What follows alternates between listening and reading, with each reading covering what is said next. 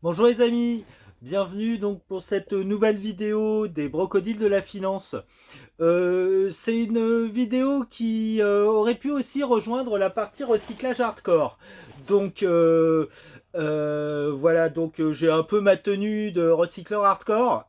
Voilà, enfin, ou greencore, effectivement, avec ce t-shirt d'Ultra Vomit.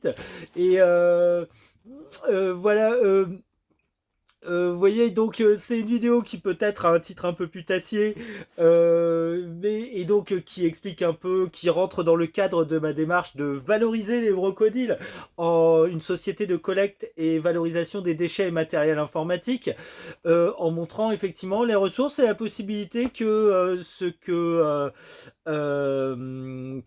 les brocodiles en fait aient une valeur pré-monnaie d'un demi-million d'euros, donc post-monnaie, pardon, voilà, enfin on reste dans l'ordre d'idée effectivement de lever 100 000 euros à la fin de l'année, en donnant que 20% des parts des brocodiles. Vous voyez les ordres d'idées, effectivement, voilà, la quête de l'or. Et voilà, et de sa matérialisation physique, les pépettes. Euh, se pose la question de la manière dont les brocodiles effectivement appréhendent les taxes. Vous voyez, j'ai dit dans les vidéos précédentes, au moins une des vidéos précédentes, que la malhonnêteté est une forme d'incompétence. Et effectivement, la question des taxes, notamment de la TVA, les questions des impositions, effectivement, elles se posent aux entrepreneurs et elles se posent effectivement parfois douloureusement. Euh, Paradoxalement, j'ai choisi dès la première année d'être assujetti à la TVA pour un peu aussi du storytelling, c'est-à-dire que je collecte des déchets et je collecte aussi de la TVA, qui est une manière de dire que le projet à la fois des brocodiles est évidemment écologique, mais aussi économique et social. Essentiellement, peut-être l'essentiel, c'est peut-être ça, c'est-à-dire un rôle économique et social. Euh, on me dit, vous voyez, le côté, ah, tu veux payer la TVA? Bah, t'es bien con. Effectivement, je me retrouve avec une dette de TVA, effectivement, et je la paierai, elle est due. Hein, il y a un brocodile paye toujours ses dettes, effectivement. Mais là, je voudrais vous parler d'une autre taxe, effectivement, sur laquelle, de manière tout à fait légale, effectivement, que je ne paierai pas, auquel sont assujetties les entreprises. Mais voilà, disons que j'ai une mode d'optimisation fiscale qui va me permettre, bon an, mal an, et au maximum de ne pas la payer, Euh, Ce procédé est tout à fait légal. Alors la taxe en question, c'est la taxe sur l'enlèvement des ordures ménagères et les taxes afférentes à l'enlèvement et au traitement des déchets auxquels effectivement les entreprises sont assujetties. C'est-à-dire qu'il y a une redevance, il y a une taxe qu'il faut acquitter souvent aux collectivités intercommunales, aux communes ou aux intercommunalités. En l'occurrence, moi, c'est commune et donc on est à Montreuil et l'intercommunalité c'est Est Ensemble, et c'est Est Ensemble qui est notamment chargé de l'enlèvement des ordures ménagères, et de la gestion des collectes de déchets, de leur réduction, etc. Les rapports que je peux avoir avec cette administration sont contrastés. Mais en tout cas, l'entrée qui aurait pu être naturelle, c'est de devenir un contributeur à la collecte des déchets en acquittant cette collecte. Eh bien, j'ai fait un choix stratégique de ne pas payer la taxe sur l'enlèvement des ordures ménagères. Comment ça se passe? Eh bien, la réponse... Oh, j'ai oublié de vous parler d'un livre que j'ai en main. Vous savez, les objets que je mets comme ça. Alors, c'est un livre, là, aujourd'hui, c'est zéro. C'est zéro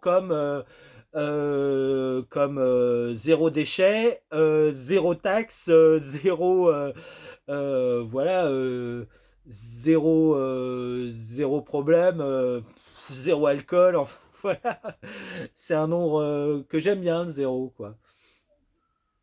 Un chiffre, pardon, que j'aime bien. C'est aussi un nombre d'ailleurs, un nombre intéressant. Et donc le livre, c'est de Charles Safe, la biographie d'une idée dangereuse. Alors voilà, l'idée du zéro, effectivement, l'idée pour ne pas payer à taxe sur l'enlèvement des ordures ménagères, c'est pas de l'esquiver, c'est de devenir une entreprise zéro déchet. Donc pas de déchets, pas de taxe sur l'enlèvement, pas d'enlèvement.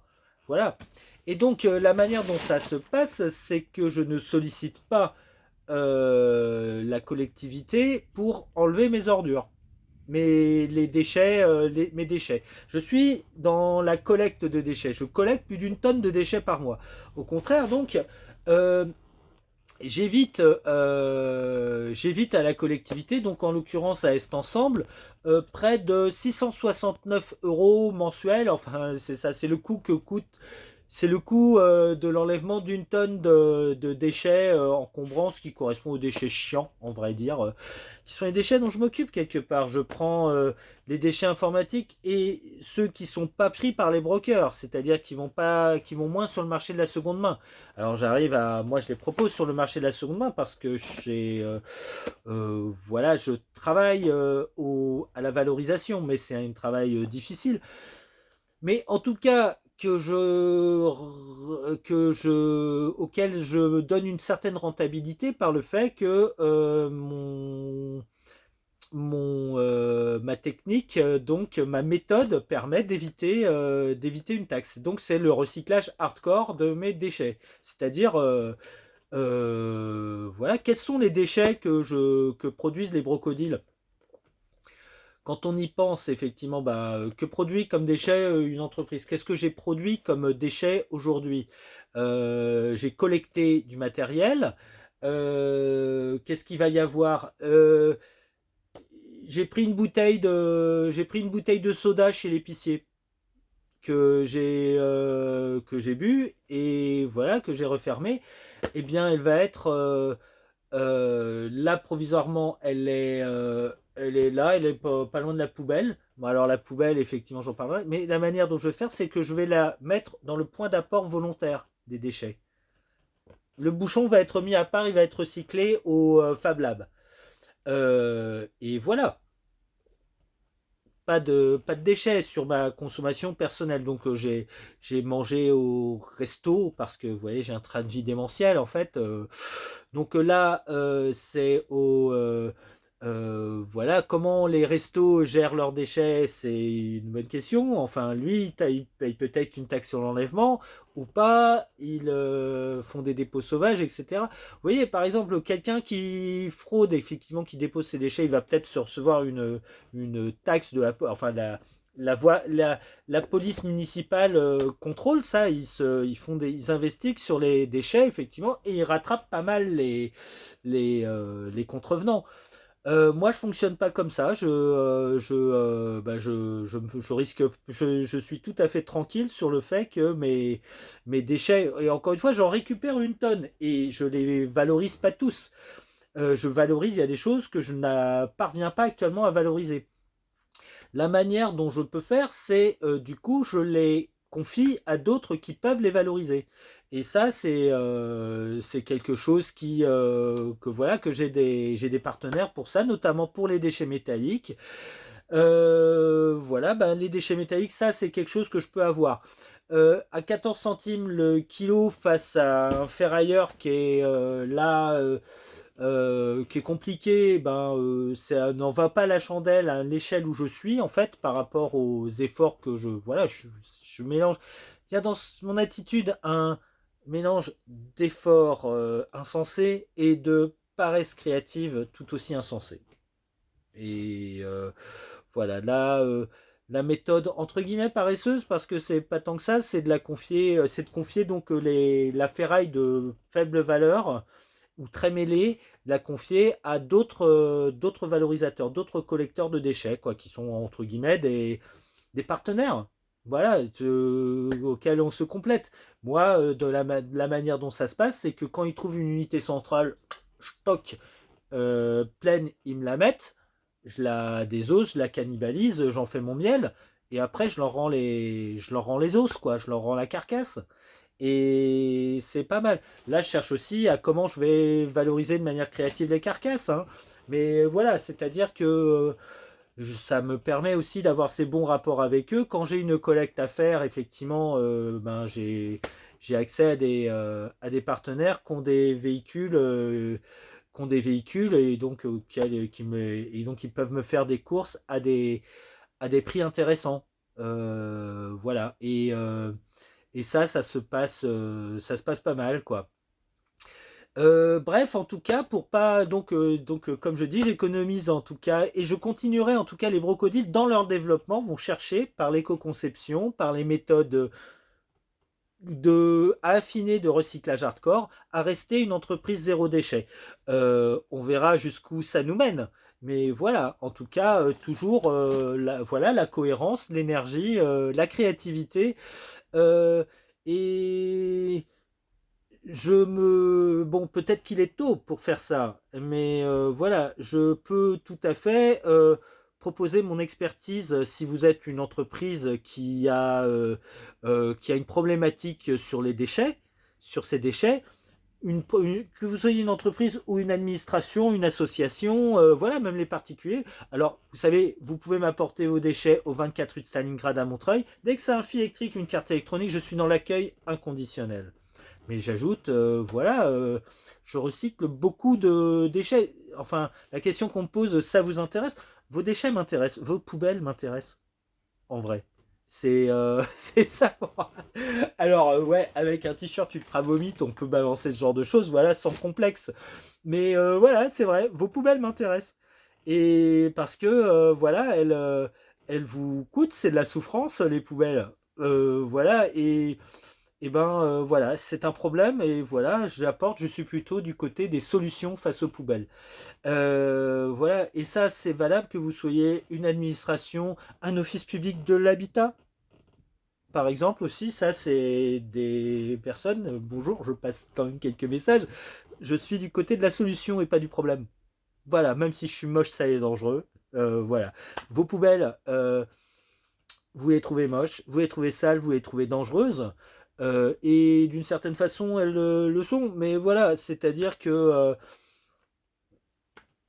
c'est ça une entreprise aussi. J'ai choisi plutôt l'entreprise que l'association aussi pour voilà, c'est pas c'est une association, elle a un but. Après, une entreprise, elle a un but ultime, peut-être, effectivement. Moi, c'est peut-être de faire la révolution, hein. Mais en attendant aussi, c'est une proposition effectivement de s'atteler à des problèmes et à les régler. Alors, moi, effectivement, je règle mes problèmes. J'ai peut-être des problèmes personnels à régler et peut-être que je suis en train de les. Ouais, alors, je ne sais pas si je l'ai dit, mais je prends un risque peut-être en m'exposant dans ces vidéos. D'une certaine façon, on prend un risque en se présentant comme ça. C'est pas l'image. euh, Peut-être que je regretterai à un moment de proposer cette image-là quand on est en. Est-ce que vous allez me donner. Est-ce que vous donnez 100 000 balles à un mec comme moi? Enfin, je veux dire, l'investisseur, l'image qu'on peut se faire d'un investisseur moyen, le mec là, bah non, quoi. C'est-à-dire, euh, why don't you wear a suit? Comme dirait ce connard de J.D. Vance, hein, effectivement, le VP républicain qui dit à Zelensky, quoi, qui, voilà. Et voilà, je vais pas. Moi, c'est bon, j'ai un costard aussi, je le porte parfois, je le porterai quand il faut. Mais voilà, là, et peut-être que je serai, qu'il faut que je le porte davantage. Mais après, ben voilà, faut aussi garder un peu d'authenticité, aussi de vérité. Voilà, pas dissimuler ce qu'on est. Ça compte aussi, quoi. Et voilà, je cache pas mes déchets. Voilà, c'est peut-être un souci aussi, c'est-à-dire que voilà voilà, ils sont exposés en fait. Ils sont pas cachés comme doivent entre guillemets l'être les déchets. Il faudrait en tout cas l'organiser, trier, voilà, laver. Des choses comme ça sont nécessaires. Voilà, on est quand même aussi. Mais voilà, bah ça, pour ça, effectivement, il va falloir aussi des investissements, va falloir des ressources, de la trésorerie, etc.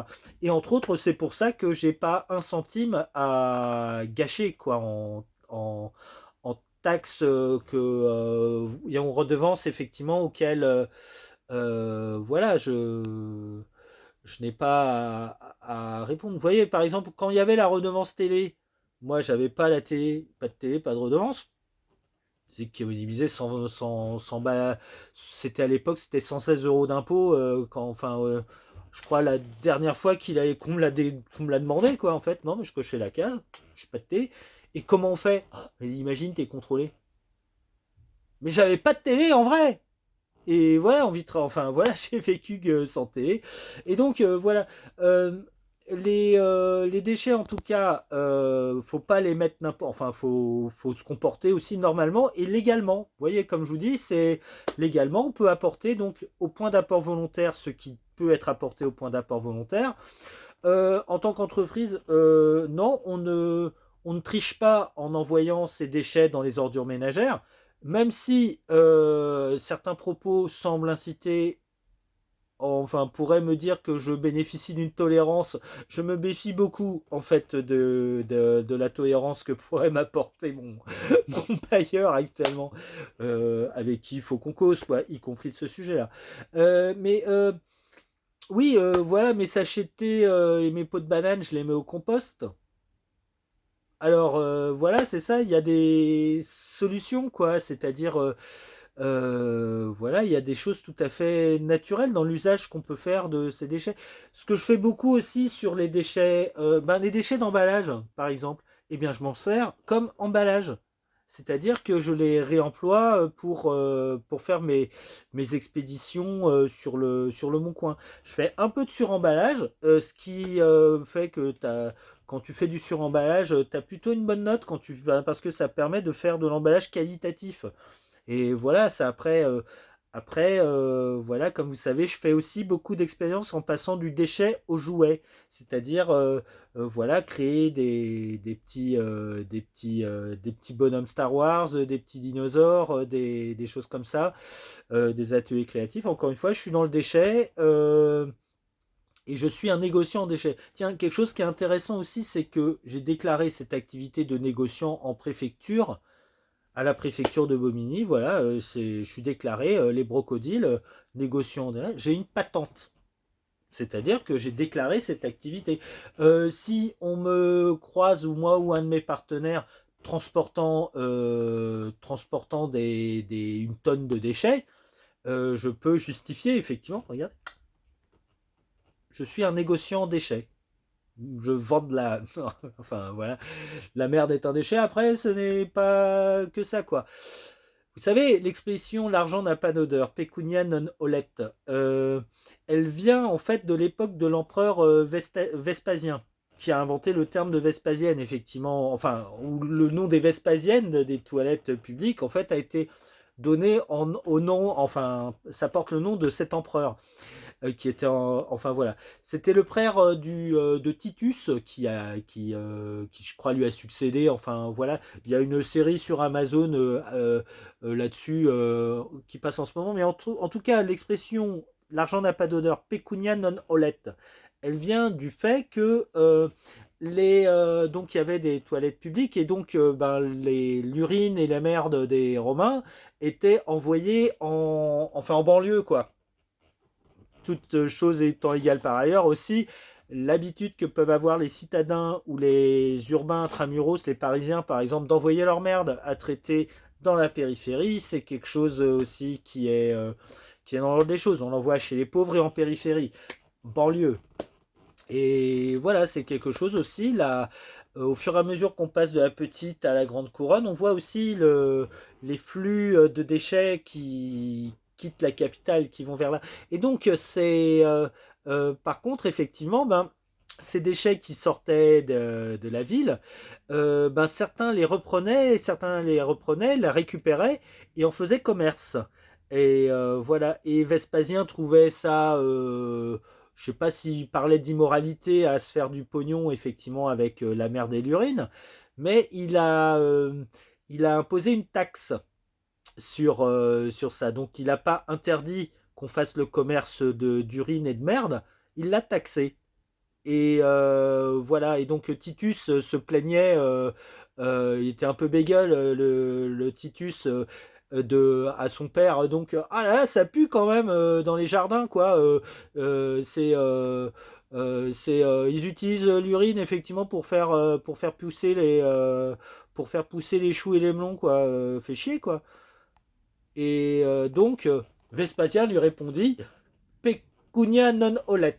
L'argent n'a pas d'odeur. Et effectivement, cette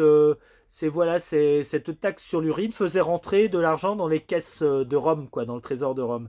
Et, euh, et voilà. Et alors, l'argent n'a pas d'odeur. Moi, l'argent gagné illégalement est dangereux. Enfin, voilà, c'est aussi. Ça veut peut-être dire aussi que l'argent a une valeur intrinsèque en soi. Après, on pourrait être rattrapé pour ces conneries, quoi. Je veux dire, l'argent qu'on gagne, par exemple, sur la fraude fiscale.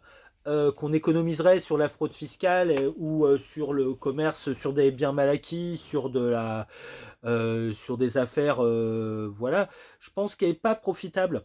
Et c'est pour ça que aussi, ben, moi, je déclare, et ça au grand dain de mon expert comptable, effectivement, toutes mes recettes, effectivement, ben, ça fait un chiffre d'affaires un peu plus conséquent que si, comme certains le recommandent, je faisais 40% de mon activité au black.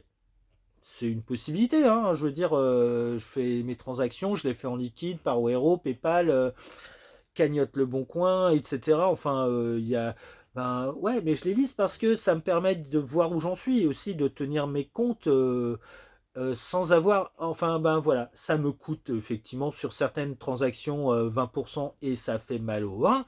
Mais d'une certaine façon aussi, c'est plus facile, quoi, une fois que c'est fait. Ben, alors du coup, ben, on se retrouve avec une dette de TVA.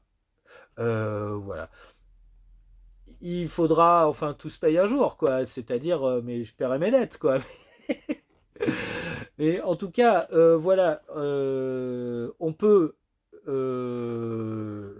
Par contre, effectivement, ben, il y a aussi quelque chose sur le commerce de déchets, c'est à étudier de près, de ma part aussi, à affiner un peu l'étude avec mon expert comptable. Les, euh, le commerce de déchets fait l'objet d'une taxation très particulière. Et peut-être il faut que j'étudie un peu plus finement en fait les dispositifs concernant mon activité, concernant la valorisation et est-ce que je dois vraiment acquitter pleinement la TVA sur chaque chose. Vu que ben voilà, je vends aussi, voilà, c'est du déchet. Est-ce que je peux pas appliquer non plus le fait que je vends du déchet et donc une certaine partie des choses qui sont vendues ou louées en tant que déchets, les faire passer en économiser. Voilà, c'est un dispositif légal, c'est passer sur une autre ligne, les compter au bilan, mais admettre effectivement que voilà la valeur du déchet fait que sur certaines choses il faut collecter de la TVA, sur d'autres ça a un peu moins de sens. Et voilà, donc en tout cas c'est une réflexion supplémentaire, ça, mais pour mon activité propre de collecteur de déchets. Mais par contre, je crois que la réduction de la taxe sur l'enlèvement des ordures ménagères, en étant un peu créatif et en bossant le sujet, beaucoup d'entreprises peuvent les réduire et substantiellement. C'est quelque chose qui, voilà, j'ai des preuves à faire en la matière. Voilà, je donne un peu la preuve par l'exemple, en tout cas, et je peux être en proposition d'aide pour cela. Après, voilà, sur l'argent économisé, vous savez comme on dit, on partage la pépite. Voilà, ce sera tout pour aujourd'hui. À vous les studios.